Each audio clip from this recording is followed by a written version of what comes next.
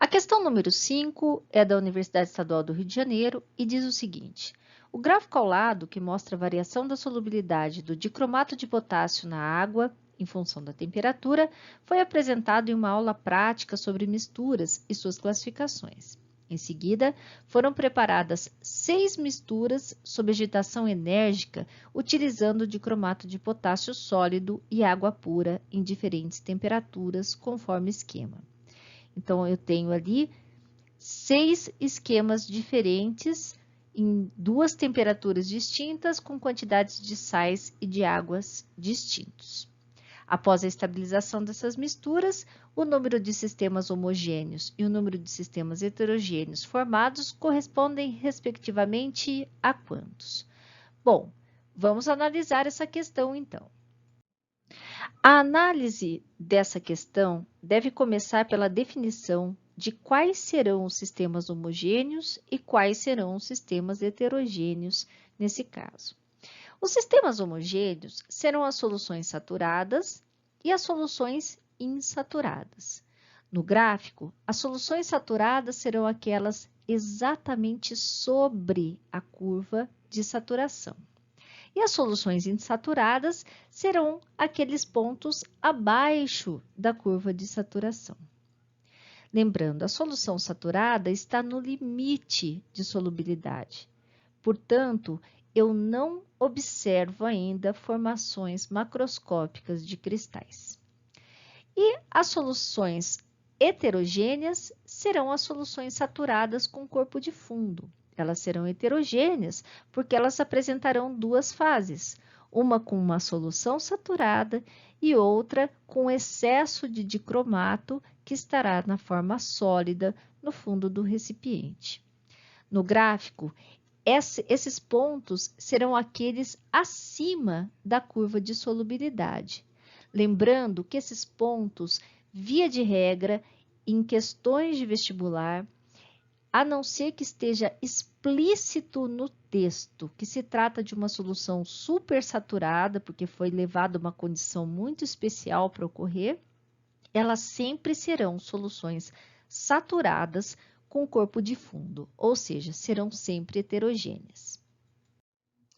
Repetimos o gráfico aqui para termos em mente sempre as nossas referências, que são a solubilidade de 20 gramas de dicromato de potássio em 100 gramas de água a 30 graus Celsius e 60 gramas de dicromato em 100 gramas de água a 70 graus Celsius. Eu separei os 3 sistemas analisados a 30 graus Celsius e os 3 a 70 graus Celsius. Começando aqui do primeiro sistema, nós temos 15 gramas de dicromato sendo dissolvidos em 100 gramas de água. Bom, em 100 gramas de água a 30 graus Celsius, nós sabemos que podemos dissolver até 20 gramas de dicromato. Eu tenho, então, uma quantidade menor de dicromato do que a quantidade para saturar essa solução. Portanto, nós temos uma solução insaturada. O ponto estaria abaixo da curva de solubilidade. Essa mistura, portanto, é homogênea. Eu poderia ainda dissolver mais 5 gramas de dicromato para atingir a saturação. Os outros sistemas nós temos que tomar um pouco de cuidado, porque se vocês perceberem, as quantidades de água não são 100 gramas, como é aqui do gráfico. Então, nós teremos que fazer uma regra de 3 em cada caso para descobrir qual a quantidade de dicromato para saturar essas quantidades de água em cada caso. Tá? Em 30 graus Celsius, nossa referência é 20 gramas de dicromato em 100 gramas de água. Então, é essa referência que a gente vai utilizar. Se eu tenho uma saturação de 20 gramas de dicromato em 100 gramas de água, nesse segundo caso, eu estou trabalhando com 20 gramas de água. Qual seria, então, a quantidade de dicromato para saturar essa quantidade de água? Resolvendo essa regra de 3, eu encontro 4 gramas de dicromato de potássio. Se vocês observarem aqui, eu tenho 3 gramas e meio. 3 gramas e meio é uma quantidade menor que a quantidade de saturação. Esse caso também seria uma solução insaturada, cujo ponto estaria abaixo da curva. Toda solução insaturada é uma mistura homogênea. Eu poderia acrescentar ainda mais meio grama de dicromato para atingir a saturação.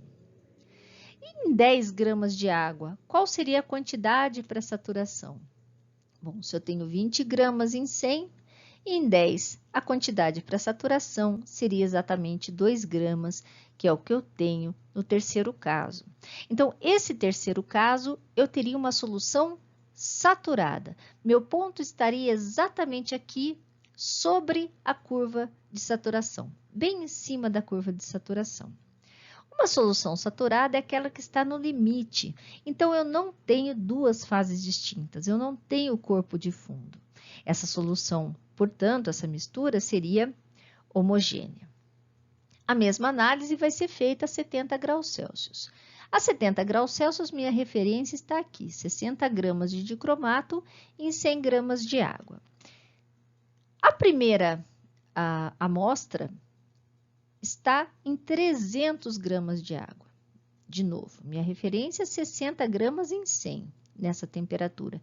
Em 300, qual seria a massa para saturar essa solução?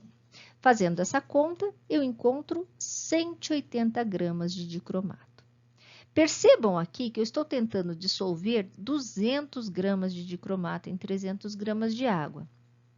A não ser que o enunciado dissesse explicitamente que eu propiciei condições para a supersaturação dessa solução, essa solução não vai ser supersaturada. Ela vai ser uma solução saturada com corpo de fundo. Por quê? Porque nessa quantidade de água eu consigo dissolver apenas 180 gramas. Então, 20 gramas estariam como corpo de fundo. Esse ponto estaria acima da curva de solubilidade. Com duas fases, essa mistura seria, então, heterogênea. Vamos analisar o próximo caso, que é em 500 gramas de água. De novo, mantenha em mente o valor de referência, 60 gramas em 100 gramas de água. Em 500 gramas de água, qual seria a massa para saturar essa solução? A massa seria de 300 gramas. Novamente, eu tenho uma massa maior do que a massa de saturação. Então, eu terei uma solução saturada com corpo de fundo. 20 gramas desse sal estariam como corpo de fundo. De novo, o ponto estaria acima da curva de saturação e a mistura seria heterogênea.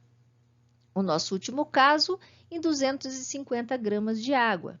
Mantendo em mente a nossa referência, que são 60 gramas em 100 gramas de água.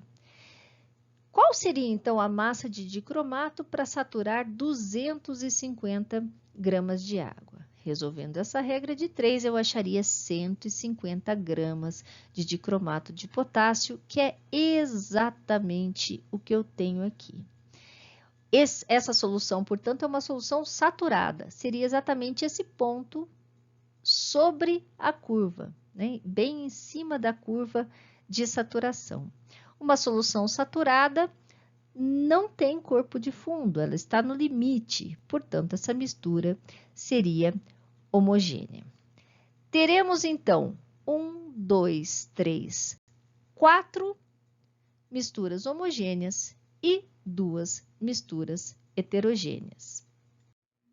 A opção correta seria, então, a alternativa B, 4 misturas homogêneas e 2 heterogêneas.